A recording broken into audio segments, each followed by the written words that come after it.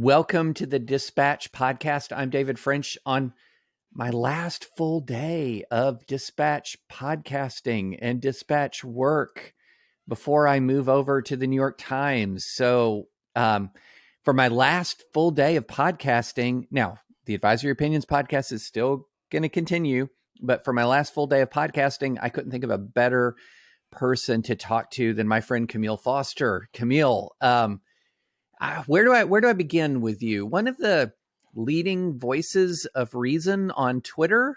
Is that a good bio line? Co-host of so. We the Fifth podcast, which I've had the honor of being on a couple of times. Mm-hmm. And just general all around friend of liberty. And so I love that.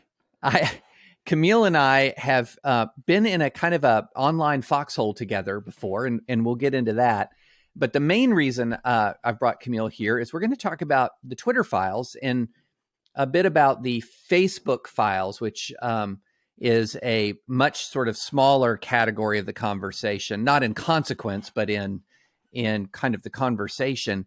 So we want to talk about free speech online. And I want to get Camille's take on what he thinks about the Twitter files. I've been very curious about his sort of holistic take on this. Because as I said, he's always been to me one of the more reasonable and proportionate voices on Twitter.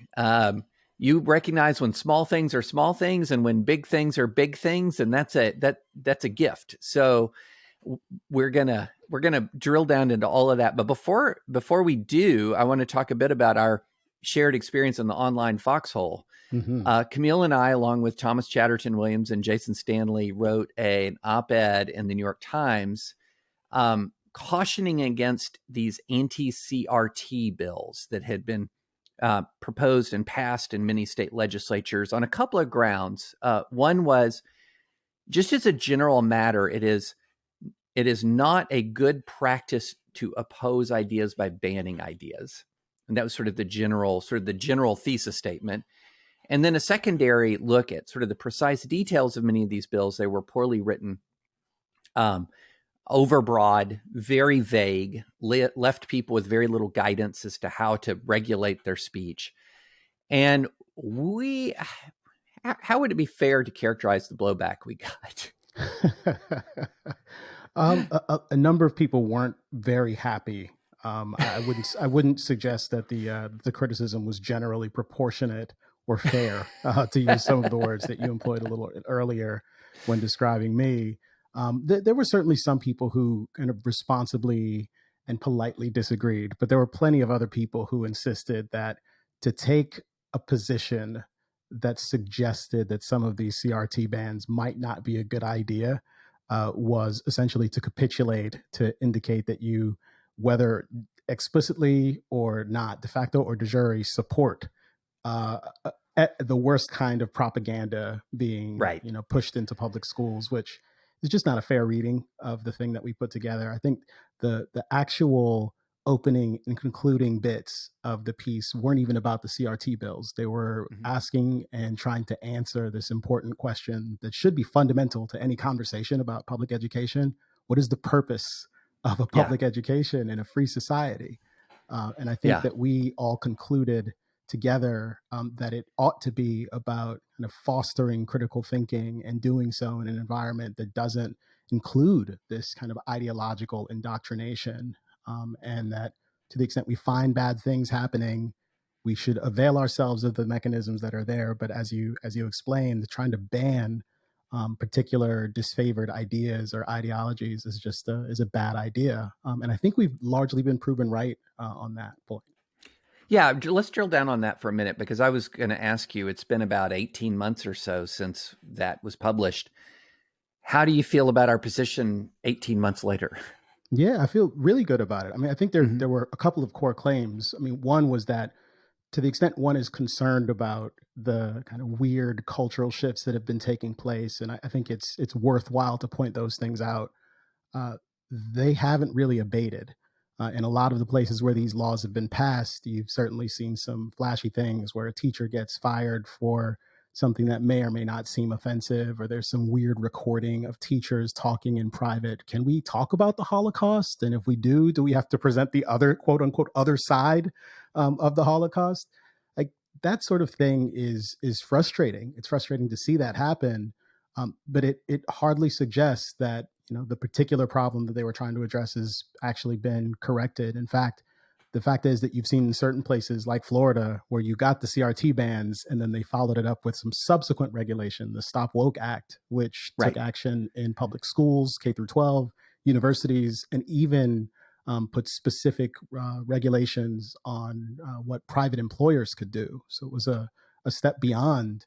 But you still hear complaints from people who are concerned about these things, about what's happening in classrooms. And that's because a lot of what happens isn't necessarily in the curriculum. It's sometimes in the presentation of things.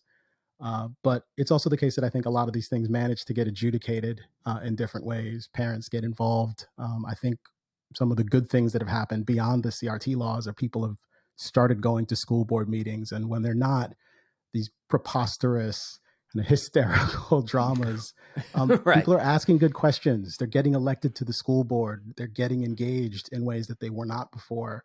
And I think on net that's a good thing, especially if we can make it a little less overtly political. Well, and one thing that you and I talked about at length and talked about online, talked about when I've been, guesting, I've been a guest on We the Fifth, that to be opposed to these anti-CRT laws is not to acquiesce to CRT or to say that everything is just fine in public education, or that parents should roll over and accept whatever sort of technocratic education experts send their way. We had some pretty concrete proposals for combating some actual real problems that exist. And one of those concrete proposals was school choice, backpack funding, let money follow the student. And it's interesting, Camille, I feel like there has been sort of a bifurcation on the right. There are some people who are doubling and tripling down on the anti-CRT style approach, which is the Stop Woke Act, which has been largely enjoined, or people who are like, now let's go hunting through libraries to find what books we can get rid of. But then there's this whole other group that is saying, hey, school choice seems like a lot more structural, long-lasting. Yeah. And there seems to be momentum there that I haven't seen in years past.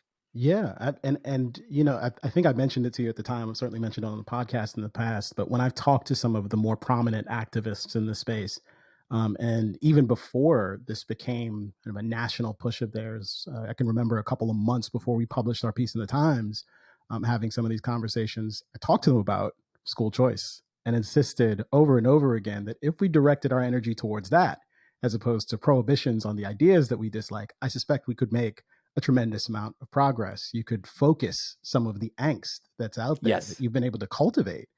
And they didn't do that. And I think they probably squandered some of the energy that would have been good for that. And certainly, I think, prevented us from being able to actually accumulate some goodwill from people who probably would have been genuinely concerned about these things, but who were persuaded that people just don't want to talk about racism, that they just don't want to talk about slavery, which I think is overwhelmingly untrue when it comes to people who are generally proponents of the CRT bills. They're concerned about what students are learning, and it's legitimate to have those concerns. The question is whether or not the particular way that they've decided to go about trying to address their concerns are consistent with the Constitution in general, and are in principle, because these are different things, consistent with the ideals of sort of free speech and the outcome that they're actually striving for. And it ought to be regarded as a sensible disagreement, but wasn't always. Yes. Well, I'm very persuaded there's a Supreme Court opinion that advisory opinions listeners have heard me talk about a lot, and that is an opinion born out of the 1970s, very similar. There's nothing new under the sun. We have these arguments periodically all the time, and about a sort of a wave of book banning that occurred in the 1970s. And one of those cases made it to the Supreme Court of the United States, where the Supreme Court articulated that students do have, in a plurality opinion, but indicated that students do have a First Amendment protected right to receive information, which was interesting. Wasn't fully fleshed out. Very interesting. But the court said something that was really, I thought, quite insightful and persuasive about the purpose of public education, which is to prepare students for participation in an often contentious pluralistic society. And that really, really put an exclamation point to me on the philosophical reason why I'm opposed to bans on ideas. Yeah. Because you're not preparing students for participation in an often contentious pluralistic society when you're trying to shield them from ideas. Yeah.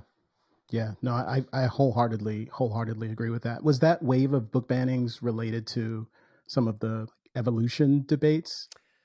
So this was much more sort of anti-American books that were perceived to be anti-American, books on race. So, on racial controversies. So, in the night, we went through during the 50s, 60s, 70s, especially when the Cold War was sort of hanging over our heads, some sort of existential angst about how we cultivate patriotism, for example, and love of country. And these are all controversies that still come up today. I mean, absolutely. One of the most famous court cases in the history of the United States is West Virginia v. Barnett, which is a mandatory pledge of allegiance in public education in World War II. I think we could talk about this forever. And I brought you on to talk about the Twitter files. Yeah.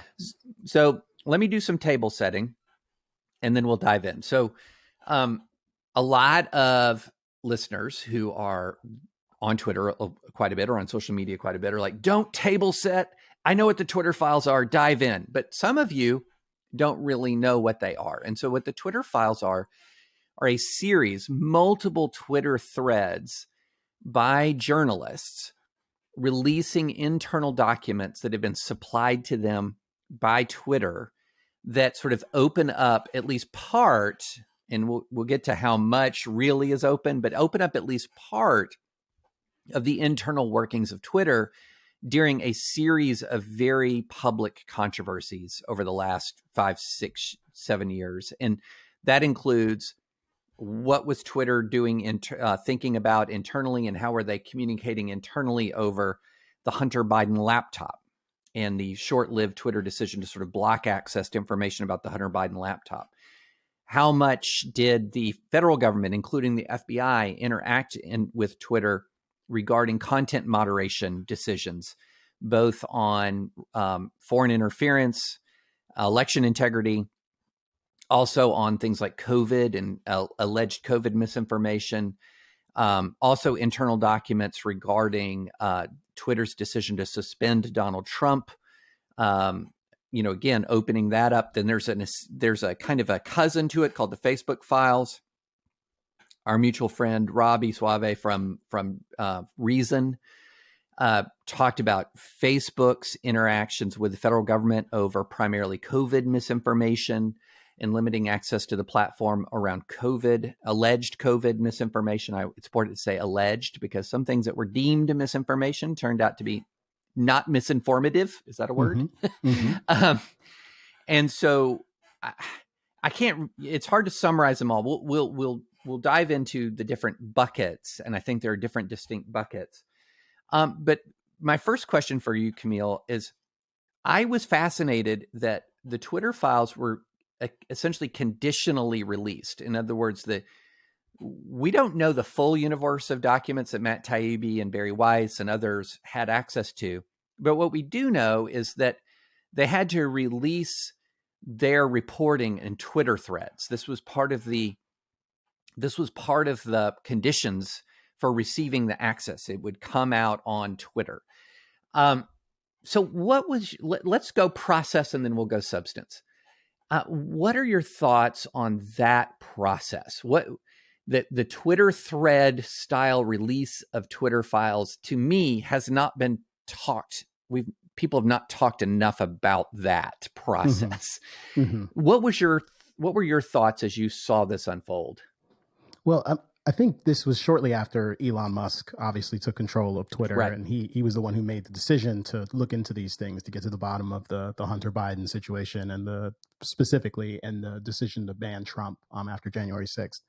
And I think it's rather obvious that Elon wanted to keep some of the action on Twitter to kind of gin up a bit more attention there. It sounds like there was always an expectation that this would be published in other places as well, but the initial release was via these essentially it was live tweeted.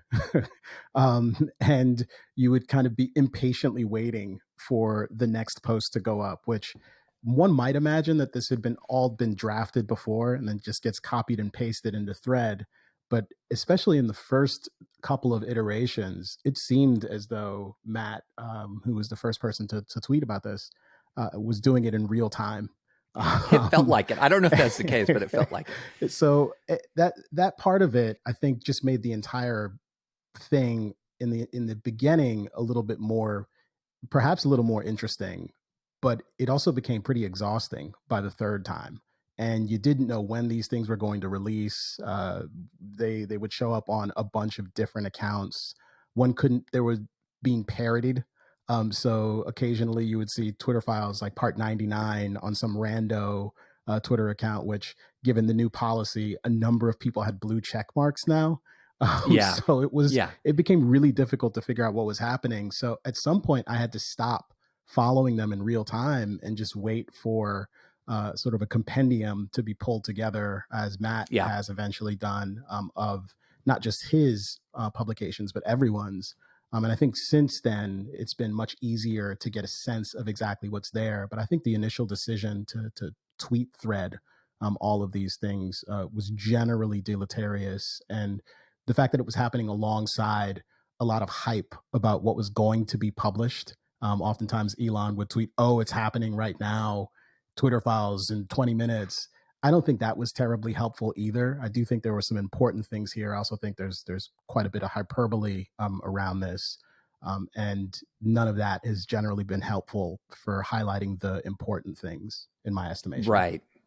My main critique would be, I would say it just made it more difficult to understand and to place in larger context. So when you're writing long form journalism, which the Twitter files require long form journalism, this is way too complicated for a tweet thread. And when you're doing long form journalism, you can do things like place different kinds of revelations in legal context. In other words, what's the precedent for this kind of behavior? What are the legal standards surrounding this kind of behavior? Instead, you had a lot of placing of documents into the public domain, which is helpful, which is very helpful, but absent a lot of larger context, so that it was very difficult, unless you were kind of steeped in this stuff, right? Unless you really had been kind of living this stuff, it was very difficult to place in context. And so the way in which a lot of this got placed in context was by very brief context in a tweet, in the actual thread itself, very brief, or the immediate arguing of the activist class about the Twitter thread. And that's not necessarily the most helpful context either. So it was just hard to figure out what's going on. And I feel like I've kind of got my hands around it a bit, but I'm still not 100% sure that I have the full context. And again, part of that is the reporting process. You just kind of have to trust reporters that they have, of the universe of documents that they have looked through, that they are producing documents that are fairly representative of the assertions that they're making. And so, so some of that you've got a trust process, but longer form discussions help with the trust issue. Yeah, for sure. There was the broad concern raised by a number of reporters who weren't privy to or didn't have access to the information, just insisting, well, Elon, you should just make this all public. You should publish it all so that more people have access to it. And I do think it would have been interesting to see a wider breadth of kind of perspectives brought to bear on some of these things. But I also appreciate the distinct challenge of essentially giving people access to a ton of internal communications that you're not necessarily able to parse Yeah. before giving it out. And there may be all sorts of legal liabilities or just general privacy concerns, which weren't completely obviated by them deciding to do things in this particular way, but certainly would have been much worse in a universe where he just says, okay, here's several terabytes of private Right. correspondence, Internal correspondence. Yeah. Between Twitter employees and between Twitter employees and members of the government and the various intelligence agencies or criminal justice organizations. Like that could have been a real problem as well. So I can at least appreciate some of the challenges that are just kind of inherent in trying to do something like this, and not necessarily smack Elon or anyone else for that. Right. All right. So let's go big picture and then we'll drill down. So what is your overall takeaway, to the extent that you have an overall, or maybe you have like several sub overall takeaways? What's your overall takeaway from the Twitter files? I think in general, there are a lot of important things here. Apart from the whole thing being broad and sprawling, you can, if you step back and look at what's there, you will really have to squint very hard to find some sort of de jure censorship on the part of the government, so far as I'm concerned. There are, however, I think plenty of things that would satisfy pretty easily my definition of like de facto censorship with respect to government involvement. And again, just because of the way they were the way that all of this was disseminated, it made it kind of hard to see.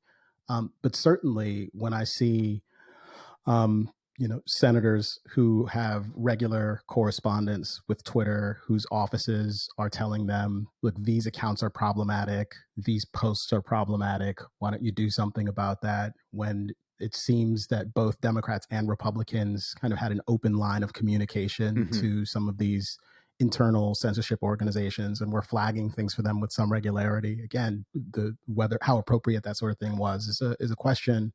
Like, these are things which may not rise to the level of being an actual violation of the First Amendment, but which certainly demand scrutiny. And I think perhaps more than anything else, and this again is not necessarily a First Amendment issue, it does highlight a lot of the inherent challenges for these huge tech companies, these social media platforms, with respect to how content moderation works, especially when you have these cloistered, kind of ideologically monolithic institutions, and they have these internal groups who are responsible for figuring out who should be allowed to say what on the platform.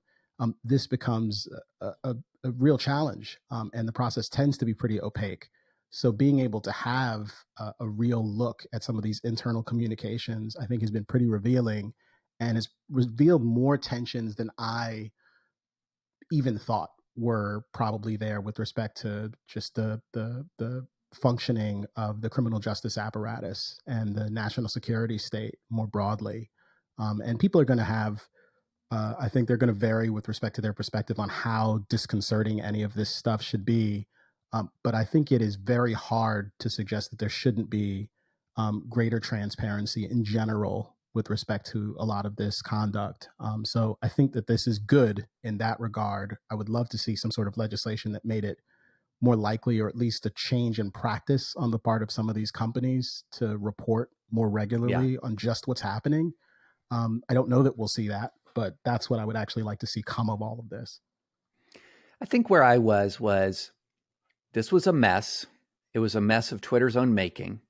And a lot of people warned them about it. And the people who warned them were right. and there wasn't anything inaccurate. There wasn't anything that surprised me in the whole Twitter files. There was not one thing that surprised me in the whole Twitter files, because the idea that the government was interacting with Twitter over COVID, over election interference, everybody knew that was happening. Like this, and now we might not have known about any given senator's letter or any given representative's letter, but the jawboning of social media was happening. And jawboning is a term meaning government trying to convince or cajole private entities to act rather than using their actual regulatory authority to force action.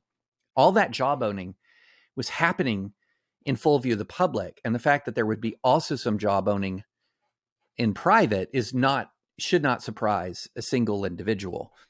But the problem is, in my view, the social media companies, essentially what they did, their sort of original sin was twofold. One was vague and overbroad policies regarding censorship, and two, a lack of transparency on how they chose to censor, or the various means in which. So when you create vague and overbroad policies, and then you allow anybody to report on anybody for violating those policies, as we know from long history in higher education, where they tried speech codes, you've just created a mess, because all of a sudden you have this huge categories of speech that are now open to potential banning according to your own policy, but without specific guidance on how to do it or why, and then without specific transparency requirements for me or you to even know if we've been penalized in some circumstances, such as the whole shadow banning concept, and we can get into that. But to me, it felt like, yeah, this is exactly what happens when you create speech codes that are divorced from First Amendment standards and then invite everybody to comment on whether or not you or I or anyone else should be banned from the platform. And all of that unfolded, to use a term from Star Wars, all is unfolding as we have foreseen. This is what happens. This is what happens. You used the phrase censorship policy a moment ago. Are you referring specifically to the moderation policies of the moderation Twitter? policies, Okay. the speech policies, right? Yeah. Exactly. Yeah. So let's drill down a bit. Let's first talk about the way Twitter interacted with itself. So this is the first Twitter files were around the Hunter Biden laptop, and were mainly, not exclusively, but mainly focused on Twitter, how Twitter interacted with itself, on banning the New York Post story, limiting its reach, etc., and then how Twitter interacted with itself regarding the decision to knock Donald Trump off the platform. And I think you and I are probably going to agree strongly that Twitter should not have limited the reach of the original New York Post story. Mm-hmm. And we might disagree about Twitter knocking Trump off. But what was your impression about the decision, the way Twitter interacted with itself regarding the Hunter Biden laptop, the Donald Trump suspension? Well, I actually thought there was a little more agonizing over the decision than I would have expected, given my own perception of just how monolithic these companies tend to be with respect to the perspectives that are represented there. So I was pleased to see that. I think it's also worth remembering that the decision that they made was widely criticized and that it didn't last very long. Eventually, they had to reverse themselves. And in a lot of important respects, there was a kind of Streisand effect. They decided to ban this story, and more people explain the ended up Streisand talking about effect. The Streisand effect, and the specific incident, I'm not actually familiar with, but the thinking there is that when you prohibit access to certain kinds of information, you actually increase the amount of interest that exists in that information, and more people as a result end up seeing it. I know that has something to do with Barbara Streisand, but I don't remember exactly what the anecdote was. I believe it was photos of her home that were available online that she sued to get removed, and nobody had looked at it before she filed the lawsuit. And then after she filed the lawsuit, millions of people saw the photos of her home. So trying to suppress speech. And there's actually interesting measurable, the Streisand effect was measurable in real time with the Hunter Biden story, because when Twitter throttled the story, search interest on Google in the story skyrocketed. And so you can compare the timeline of Twitter throttling the story and the search interest on Google, and the search interest went way, way, way up, which is exactly predictable, according to anyone who has experience with censorship in a free state, that censorship tends to magnify interest. which also applies to the CRT bands. But yeah, but the frustrating thing to see in that correspondence was the fact that they really did seem to be kind of inventing rationales on the fly, and looking for reasons to take an action that perhaps satisfied the biases of particular people within the institution. And there did appear to be some correspondence before this happened, between Twitter and some government agencies who were advising them that they ought to be on the lookout for certain kinds of misinformation. So they'd been primed to expect this, which, on one level, okay, that's disconcerting, but on another level, it sounded like a generic warning, and this was Trump's Justice Department that was essentially issuing these warnings, and I don't believe that was issued with the expectation that the Hunter Biden laptop story was going to come out eventually. So again, even there, I saw, when there was discussion about this, a lot of conflation of some of those things.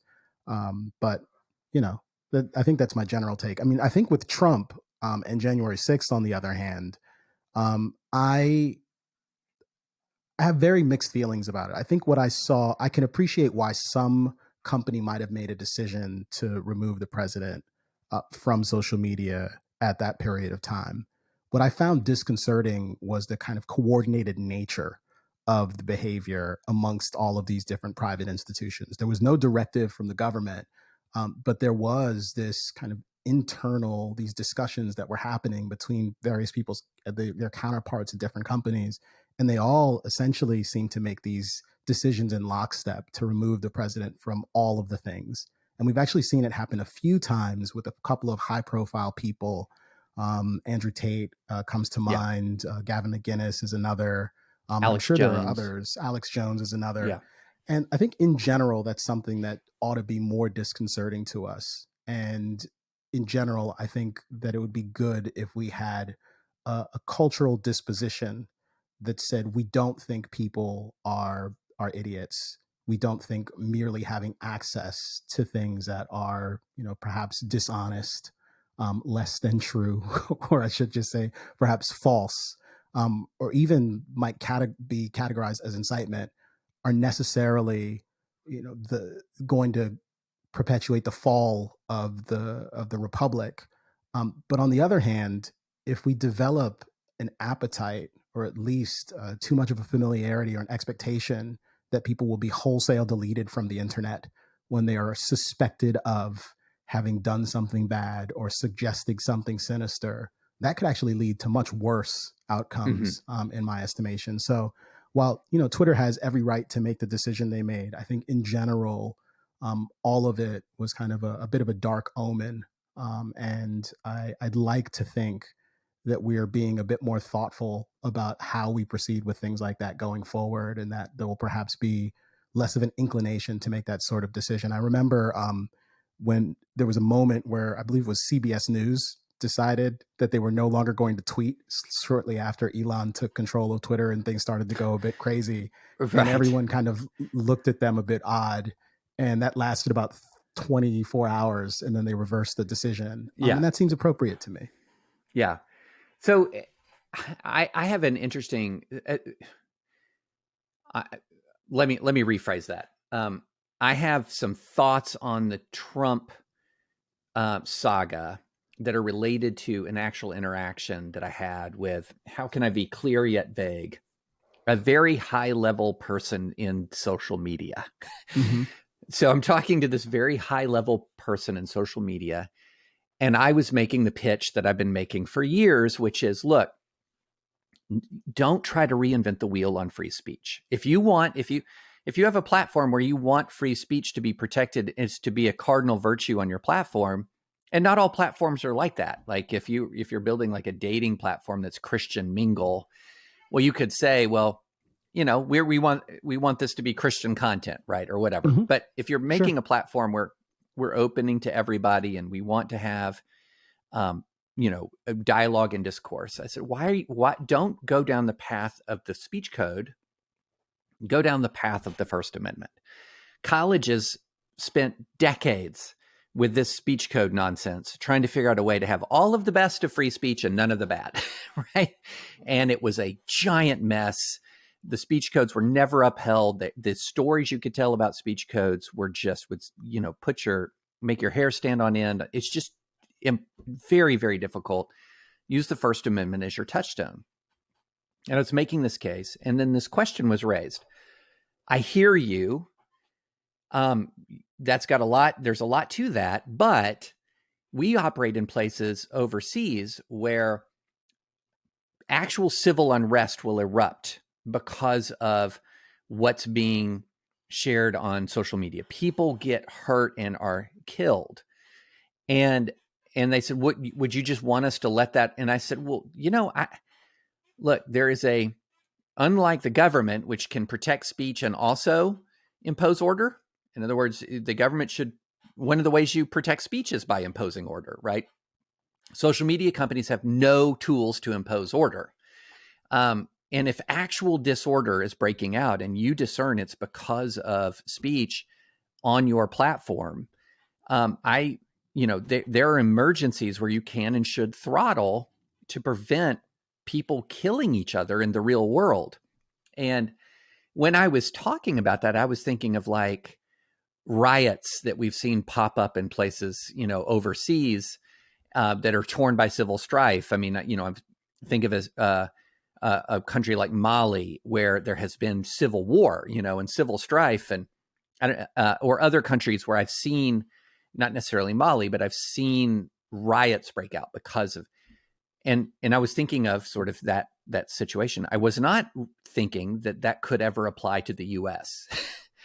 And my concern after January 6th is that we were seeing this unfold in the U.S. and that there was violence breaking out in our capital as a result of what we were seeing on social media. So I was very much in favor of at least the temporary suspension of Donald Trump under that reasoning, that what we were seeing was a violent reaction that was being stoked via social media. And even when I wrote about this and I felt torn, even as I was putting the words to paper on this, because as you know, Camille, we're both free speech advocates.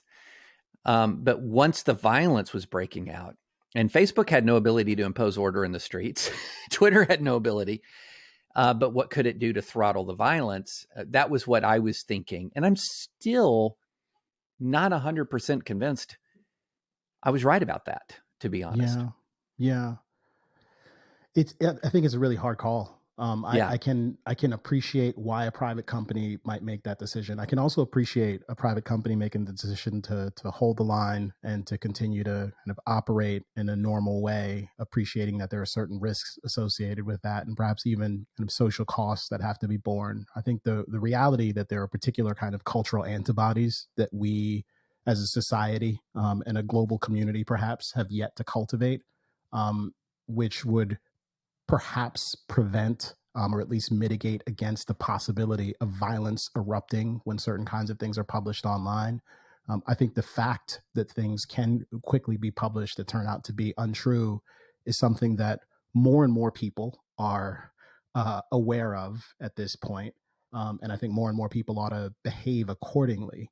And the fact that we don't do a very good job of that in many instances can't, in my estimation, be the reason for a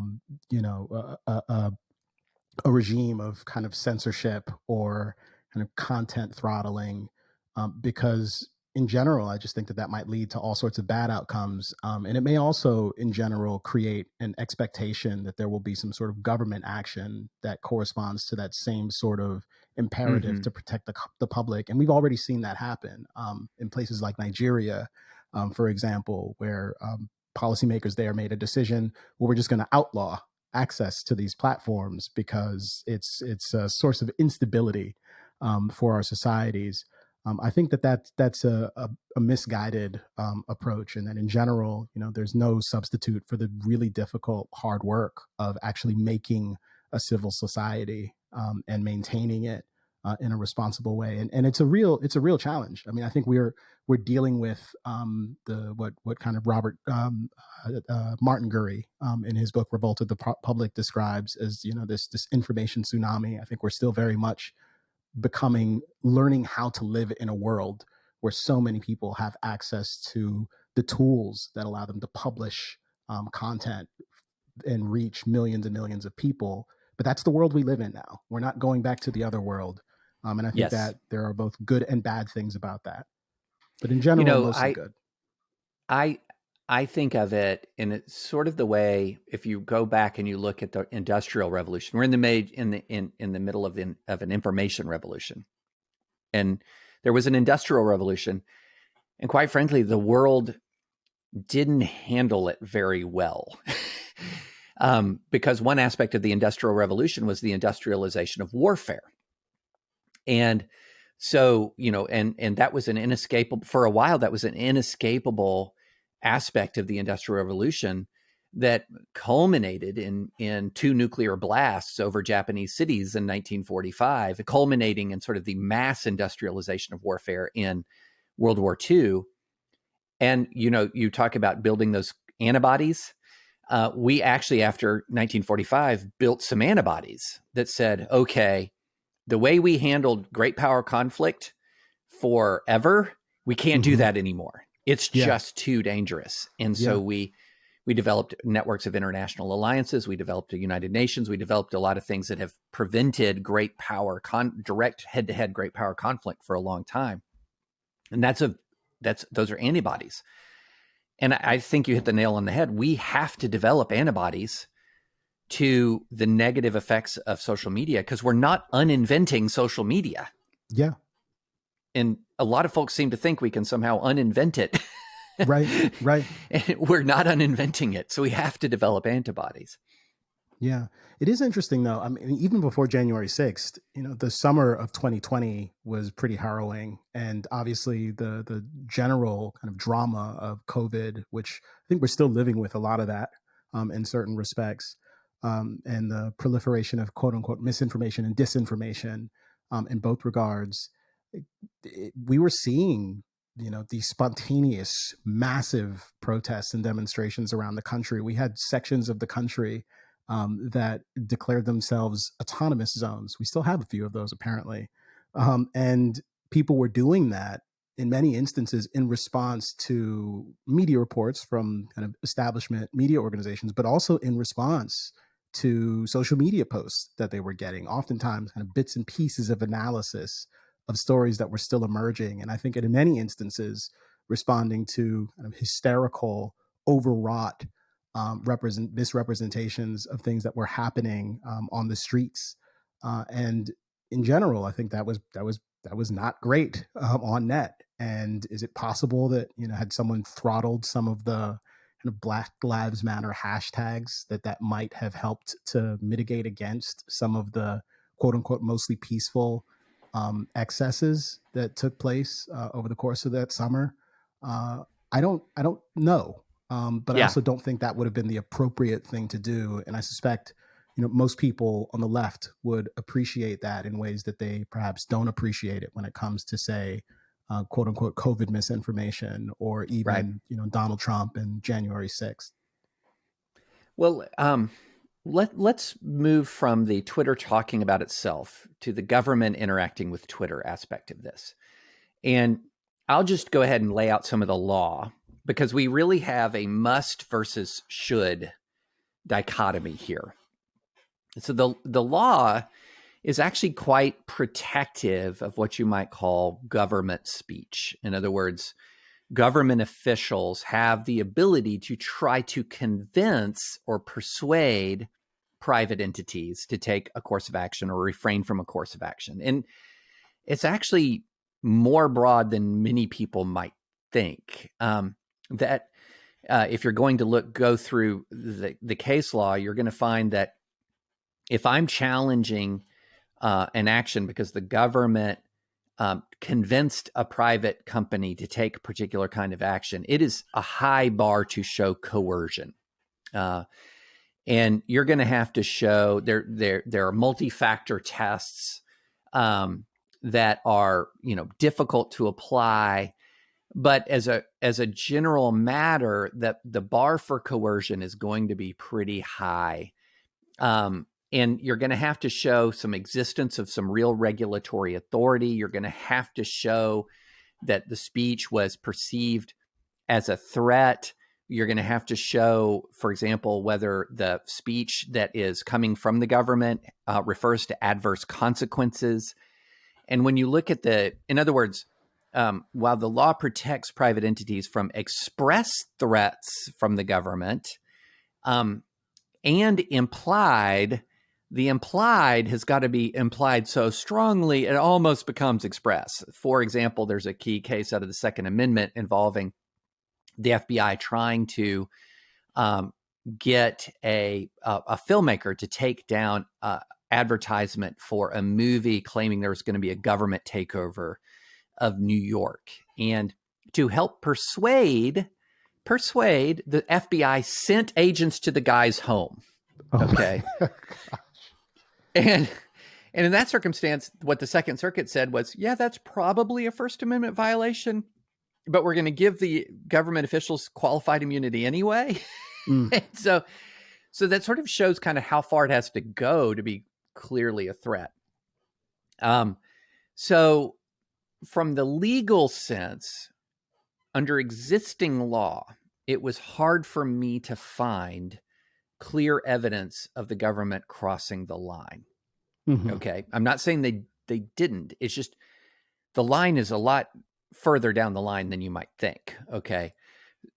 So the question that I have for you, Camille, is let's put aside the did they violate the First Amendment or not question, which I think is open. And should the government have intervened? Let's just presume for the moment it was constitutional. Do we want the government interacting with Twitter the way Twitter files expose the government interacting with Twitter? Yeah, I think I've got to put it into some different buckets. I mean, certainly when I looked at Robbie's reporting about Facebook and their interactions with the CDC, it seemed very much as if Facebook was interested in and perhaps even grateful for CDC's involvement, that they wanted them to help figure out what they should and shouldn't be flagging online. Now, whether or not that has anything to do with some of the kind of public chastising that Facebook had endured, both with respect to COVID in general and the purported misinformation that was there, which we were told repeatedly was quote unquote killing people. But that probably also had something to do with the Russiagate drama, which was a very interesting case study and actually featured Facebook both apologizing profusely for allowing certain kinds of things to be published on their platform and for quote unquote Russian disinformation to be published there. Not that the Russian misinformation is quote unquote, but the proportionality of the concern there is something that ought to be flagged. I don't know if those interactions and the kind of persistent threat to regulate Facebook in some sort of dramatic way was something that perhaps made them a little more open to the possibility of coordinating with the CDC. But in either case, they did want some of that. So allowing for some of that is probably appropriate. But in other instances, the kind of criminal investigations that were taking place, where Facebook had to provide some kind of direct access to different, not Facebook, but Twitter in this particular case, to their systems and had these kind of ongoing correspondence with different government agencies and different offices.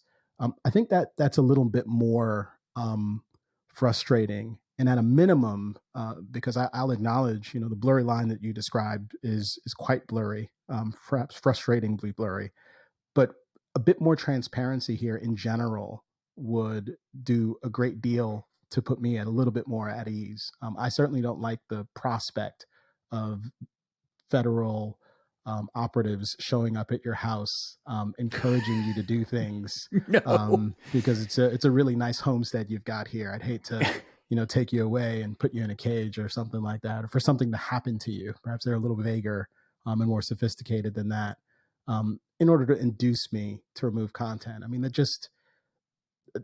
that makes me deeply uncomfortable. Yeah, I think of a difference between, let's suppose, so the intelligence, the FBI has a counterintelligence mission. It also has a law enforcement mission. Let's stick with the example of the filmmaker who's putting out a War of the Worlds style mockumentary, or not really mockumentary, faux documentary of a government takeover. Let's suppose the FBI gets intelligence that people are believing that this is imminent and that the government takeover is imminent, and they have credible concerns of violence because folks are believing this sort of, the trailers or whatever for this fake documentary are talking about actual plans that have been uncovered, right? I think it's totally fine for the FBI to call a filmmaker and say, we have received concrete intelligence that says that people might act violently. And what we're saying is there anything you can do to prevent that? Right? Like that to me, that seems like something different from sort of seeing it and saying, oh, I could see how somebody would be really fooled by this. Let's go to his house and tell him. So if you have actionable intelligence that's directly within the mission and scope of law enforcement, such as this Twitter account is actually Russian. This is actually Russian, and it is actually, to me, I have absolutely no problem with that. Well, what I do have more of a problem with is some of what we saw Twitter doing, which was, hey, this account is violating your terms of service.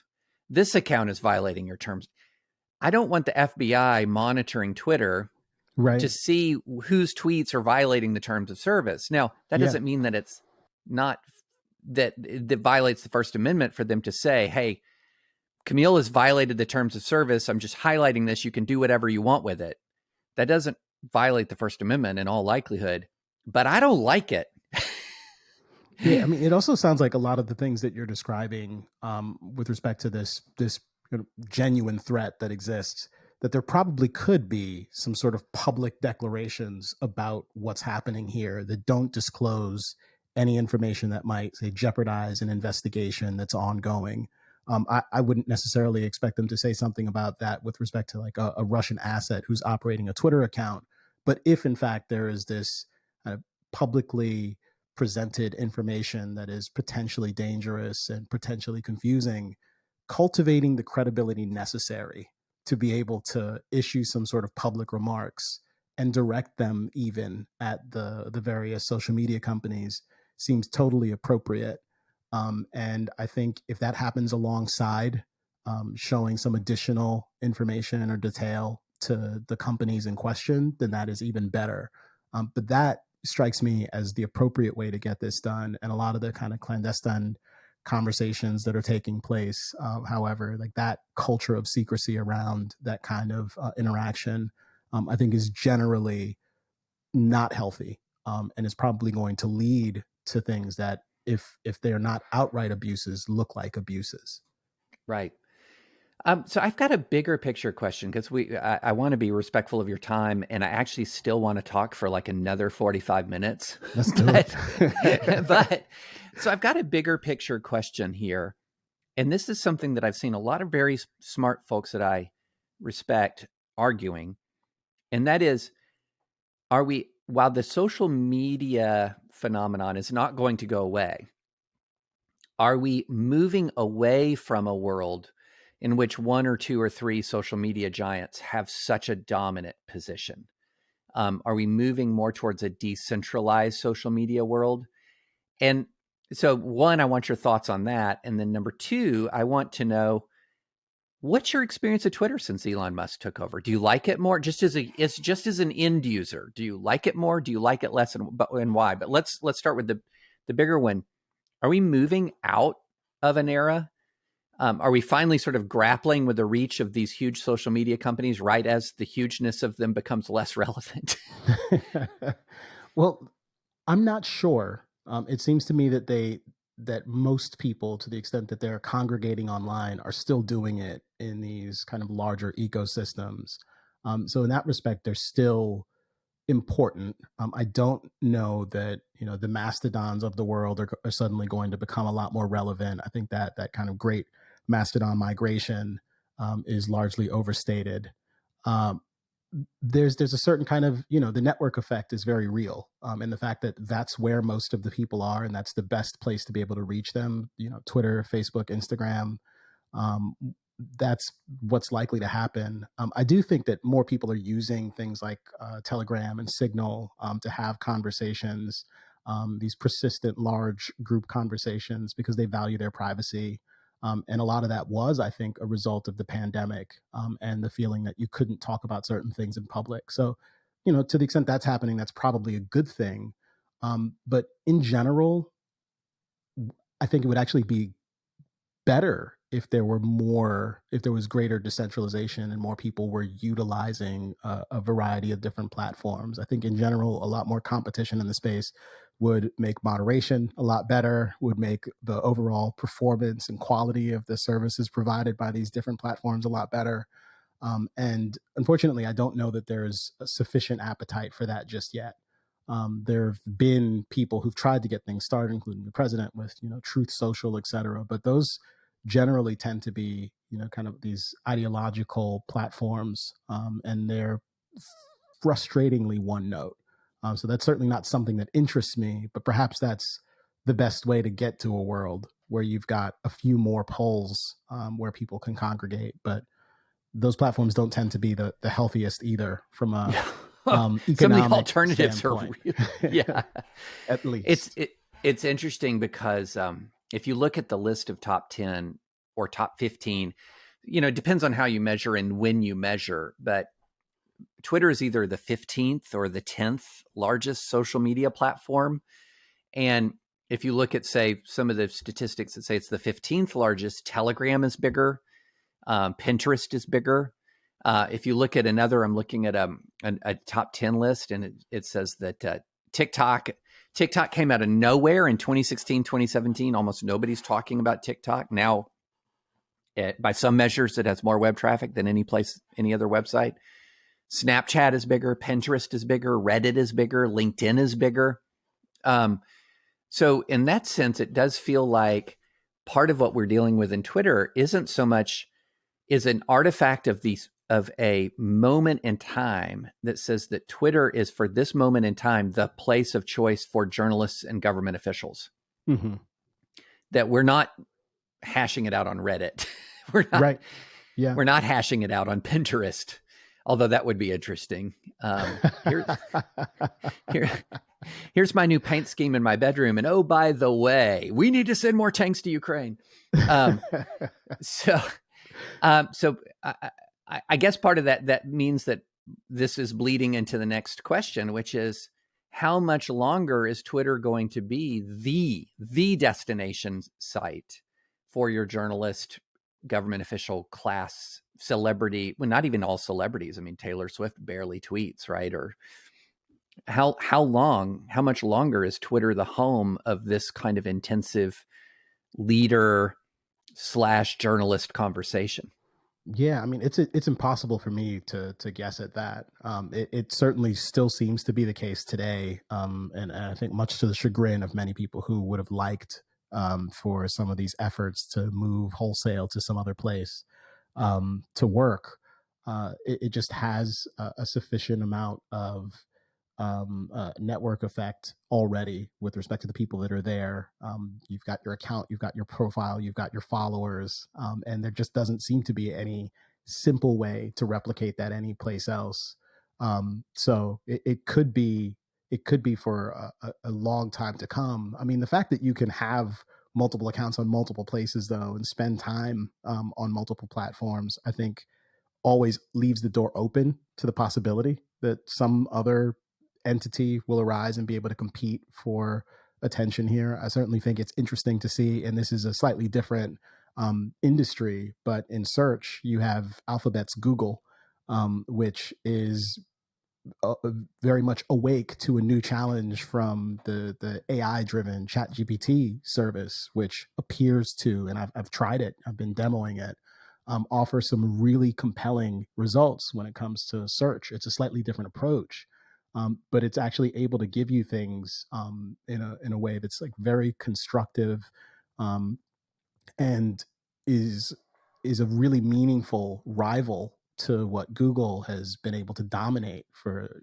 a couple of decades. And it's interesting that there's oftentimes this regulatory impulse to try to to try to kind of crack down on monopolies that different companies are able to achieve, whether it be, Microsoft's Internet Explorer, or Google's domination of search. But the reality is that there's still a lot of competition out there, and the market will give you eventually, it seems, some meaningful competition that'll shake things up in an interesting way. And I'm hopeful that the ChatGPT thing will be wildly successful, and that it'll put pressure on Google to do a bit more.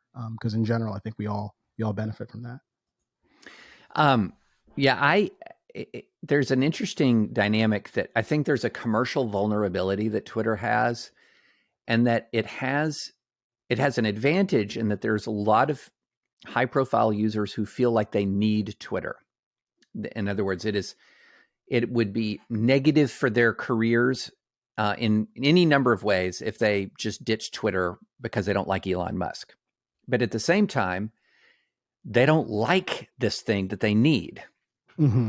So you have a product that people feel like they need, but they really don't like. Yeah. And what that just screams at the top of its lungs is market opportunity. Yeah, absolutely. And so that's one thing that I keep thinking that, is there... Oh, no, just a real question about what they dislike, though, because in a lot of instances, my sense is that what they hate, perhaps apart from the leadership, the new leadership of Twitter, are the kinds of interactions that they're having on Twitter, and the kind of content that they're exposed to, which, I don't know how someone solves that problem, but that's a very different sort of problem. At some point, I tweeted, not so ironically, that Twitter isn't the problem, you are. And what I was suggesting was that in some respects, the energy that you're putting out, and the kind of way that you're priming the algorithm with respect to the content you're interacting with probably has a lot to do with the feeling of dissatisfaction that you have when you log on and spend 2 hours on Twitter. Generally speaking, I'm not there to fight people and punch them in the head. And even if I have something critical to say, I always try to say it in a way that I would say it to you if we were together in person, and I was within arm's reach and you might punch me in the head. In which case, I think my experience generally, unless I'm writing something with you in the New York Times, tends to be pretty healthy. Oh, I'm feeling suddenly responsible for this very negative experience. But you can't protect against all of that, but it's worth acknowledging that some of that is just on us personally. But I'd agree with you. I think there is a market opportunity there. I don't know exactly what that new product looks like or service. Right.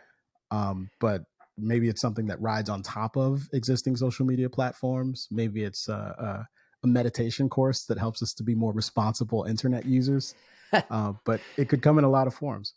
Well, that's, you raise a really great point, because I do think the way in which people choose to interact with Twitter is very influential on their experience, which is, if you can, there are people I know who have the discipline, like, hey, I know I'm being gang tackled right now, but I'm not going to look at it. Right. Exactly. I said what I said. I meant what I said. Unless somebody can point out that I've made an actual mistake, I'm just going to let the people get angry. Mm-hmm. And that's a self-discipline, right?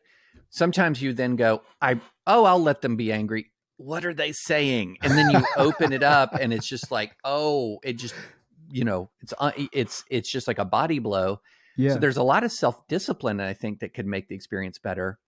But I also wonder, Camille, I have a couple of thoughts about the way in which Twitter is constructed that has nothing to do with moderation policy that make it worse. And I have two ideas. Quote tweeting.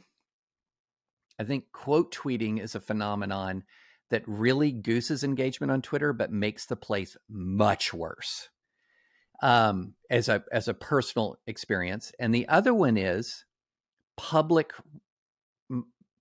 replies. And here's what I mean. So if I go on your Instagram page and I reply to you a post on Instagram, it doesn't pop up on my feed of my followers. So in other words, my followers are not reading my reply to you on your Instagram page. But what both the quote tweet function and the fact that when I reply to you, all of my followers see my reply to you on your feed, both of those are gang tackling mechanisms that really create the dynamic of the swarm.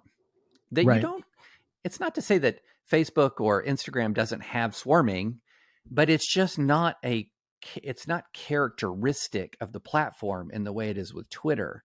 And I just wonder about those two features, the quote tweet and the public reply, or the reply that's visible to my followers or to everyone all the followers or the people who reply. I wonder if those are these two dynamics that just combine together to make the place so miserable.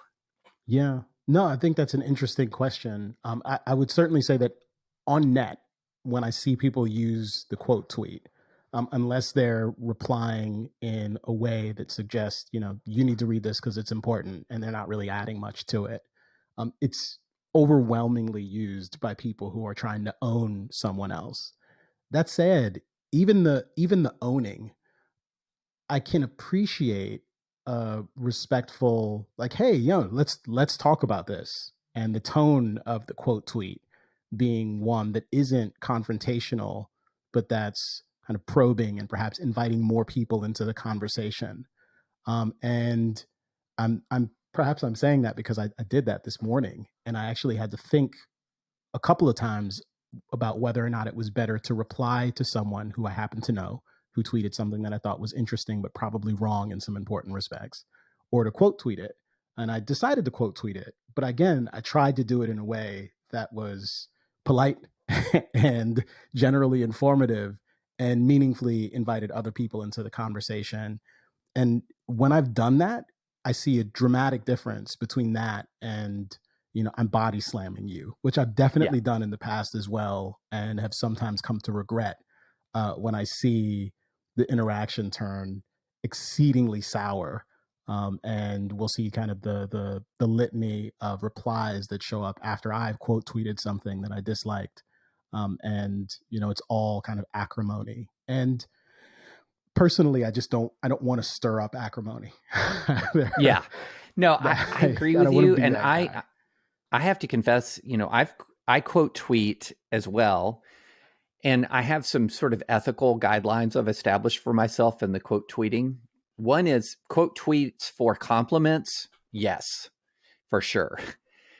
Quote tweets for critique. I will only do it if I have read the underlying piece. I will only do it if I've not just watched the clip, but understand its larger context. In other words, I don't take a video clip at just pure face value. I try to discern larger context. And so if the video clip, which I've watched in its entirety, is consistent with context, I might quote tweet critically.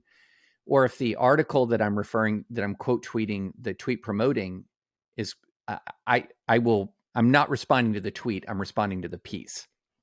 So I try to do that, but there's one other aspect, and that is, I think a lot of people are wising up to, you talk about building antibodies, to the limits of the benefit that Twitter gives you.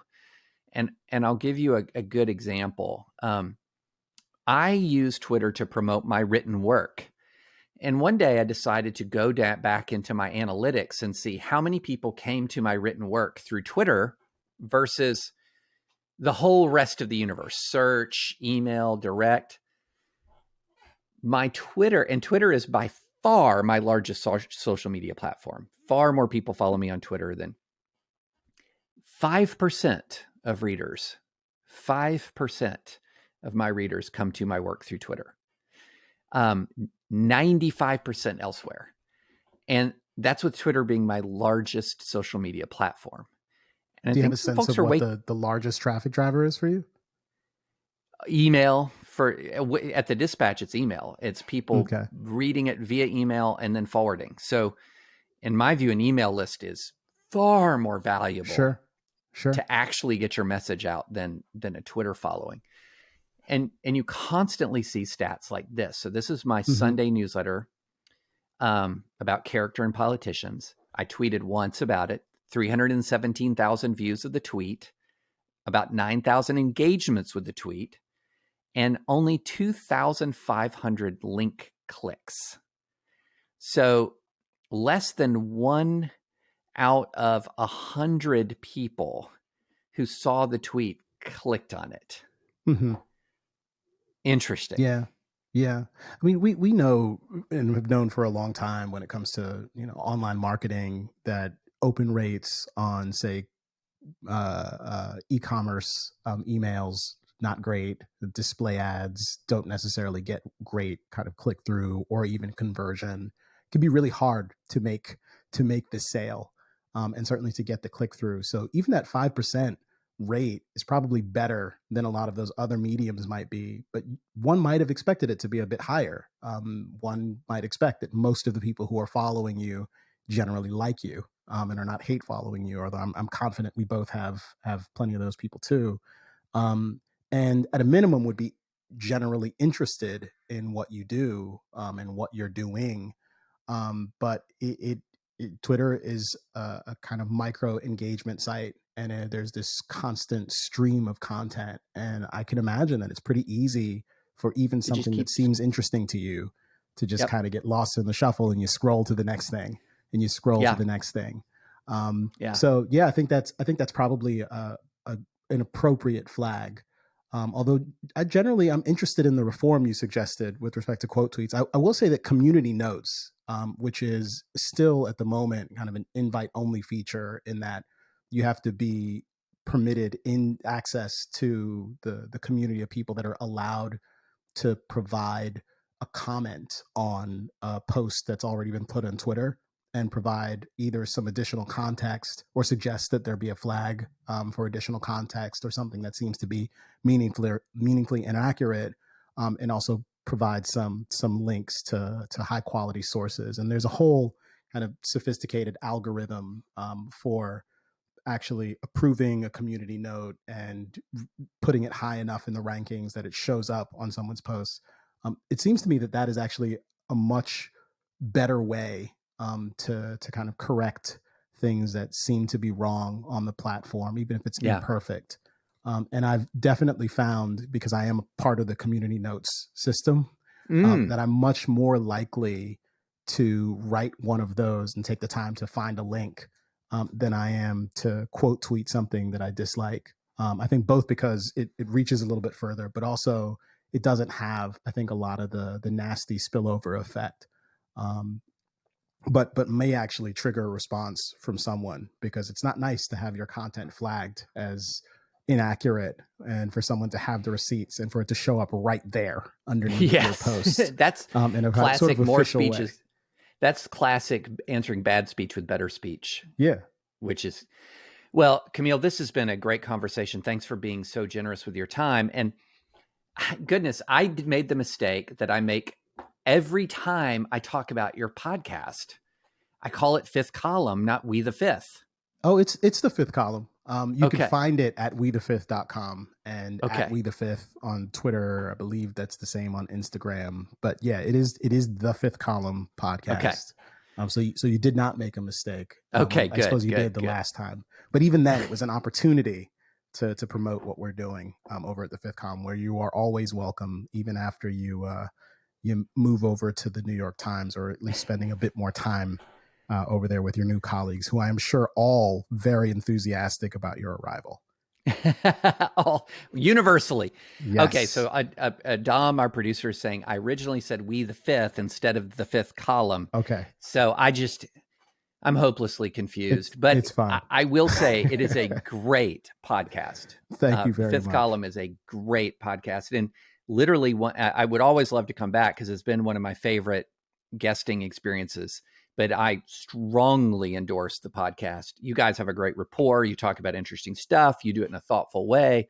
It's fun to listen to. So, and hey, let's co-author again and see what we can stir up. Let's do it. Well, thank you, Camille. And thank you, listeners. Please subscribe, please rate us, and please check out thedispatch.com.